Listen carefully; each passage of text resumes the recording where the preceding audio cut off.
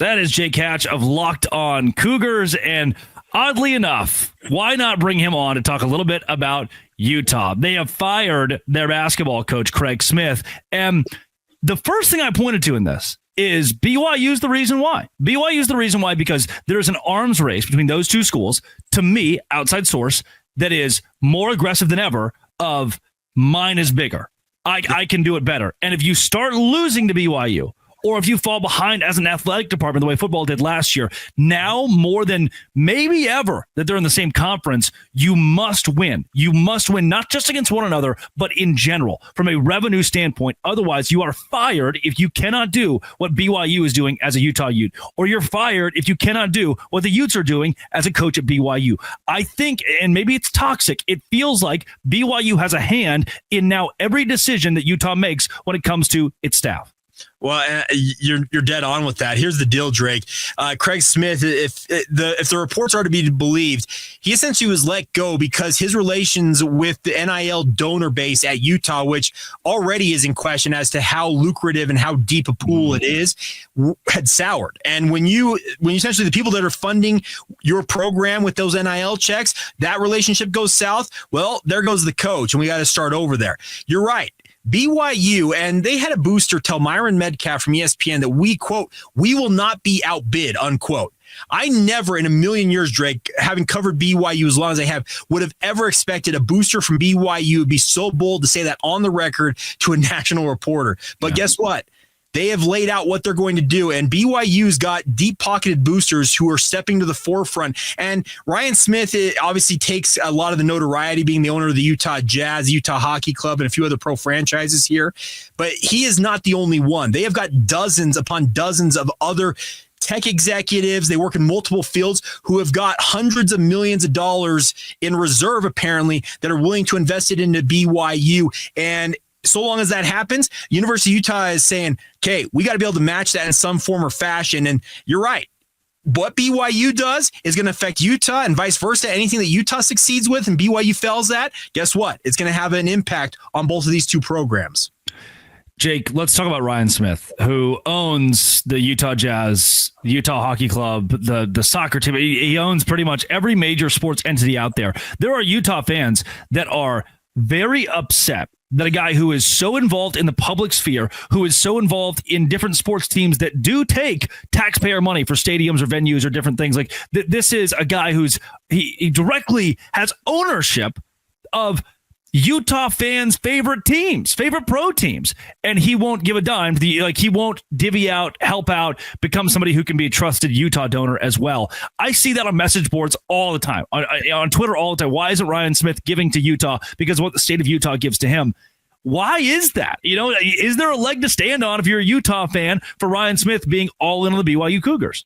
Here's the deal. Ryan Smith has made it very clear that BYU supported his father and his family during a time of a health crisis in that family's in a period of life before Ryan became ultra wealthy, and his dad did and his brother did. They're all in on this Qualtrics deal when it really blew up.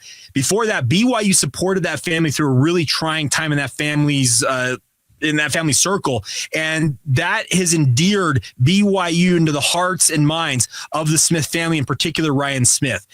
Utah fans can whine all they want, but they have some really deep-pocketed individuals up there. I think of the Huntsman family. I think of the Eccles family, the Garf family in the auto industry.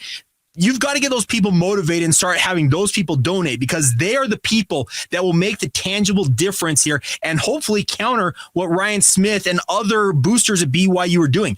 Ryan's not the biggest donor to BYU's NIL fund. I hate to break it to anybody out there. I'm sure Utah fans will love to bash me in my comments for making that statement, but I have it on very good authority that he is not the biggest NIL donor for BYU.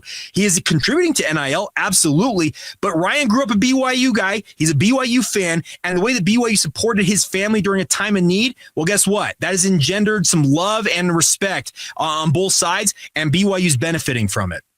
Utah, it sounds as though, from the outside looking in, is struggling in the NIL category more than BYU, despite those reports last week that BYU's NIL collective director spoke to the team and said, "You're all greedy little pigs. I'm not giving you any money." Why would the guy who works at McDonald's, like the manager of McDonald's, walk in and say, "I hate all of you, back to work"? Like that. It didn't happen, right? Well, here's the thing. The conversation, Min Kim, who they quoted, who's the CEO of NutriCost, who's actually one of the bigger donors to BYU's NIL fund, that meeting absolutely did happen, Drake. I can report that because I have it on multiple fronts that meeting did occur. And he essentially said what he said in that circumstance. The issue was at the time, BYU got a major boost on the NIL front when they joined the Big 12 Conference. A lot of boosters were excited. We're in the Power 5. We finally living the dream that BYU wanted to do. And then you go out and suffer a 5-7, a losing season in college football. Guess what? People don't want to pay for losers. And that's what Min Kim said. I want to pay for winners. Guess what? Everybody wants to pay for a winner. That's the simple fact of the matter. Mm-hmm. So guess what? When some boosters started pulling away and pulling back some of the money they had originally allotted to NIL, all of a sudden you got to go and find new boosters. They got reinvigorated with an 11-2 season this past year in football. And that's a credit to the players, the coaches, the administrators, everybody involved with BYU football. Suddenly the money's flowing once again into that program. I wouldn't be surprised if another report, probably won't come from the Salt Lake Tribune, comes out that says, hey, BYU has restored a bunch of the money that they may have pulled back from some of these players because there's more money in the NIL fund, there's more money from the collective, et cetera.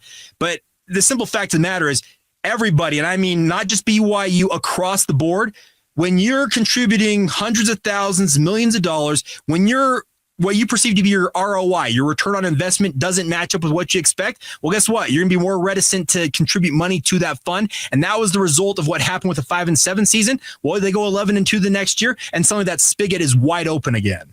Yeah, it's so interesting, the entire story that came out with that with BYU. But after doing research, it seems like Utah is reeling. Their fan base, at the very least, is not excited about where NIL is. Their coaching staff is not, on the basketball side at the very least. And for BYU, NIL is better now than it really has ever been. The commitment is better now than it has been. What is the limit, right? We talk about, for BYU in the next few years, what's the ceiling with the money that's seemingly rolling in? It feels like BYU, who was the sleeping giant when they joined the Big 12, is finally waking up.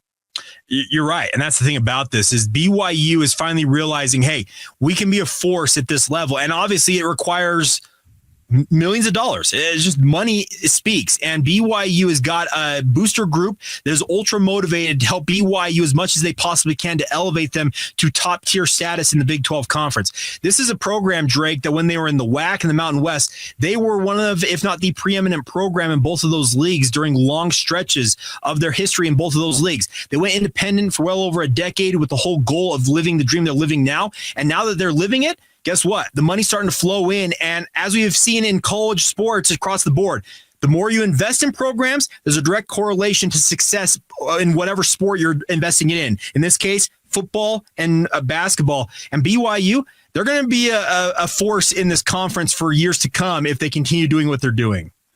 Jake, I am continually made fun of and berated on Twitter and YouTube for being such a big BYU homer, but I've had JT Wistersill on this show 3 times since the last time you joined. So I just want to make it very clear here that I have no favorites in this league, though BYU has always been kind to me. Where can more folks find your work? If you want all things BYU in a podcast form, check out Locked On Cougars, wherever you get your podcasts, also on YouTube. If you want my thoughts on all things sports, you can check out 2 different places. Locked On Cougars on Facebook, Instagram, or Twitter, or my personal Twitter feed, Jacob C. Hatch. Love to interact with anybody who wants to reach out at any time. That's Jake Hatch. This has been a crossover of Locked On BYU and Locked On. Thanks for making it your Locked On Cougars and Locked On. Thanks for making it your first listen every single day. Dose Grande.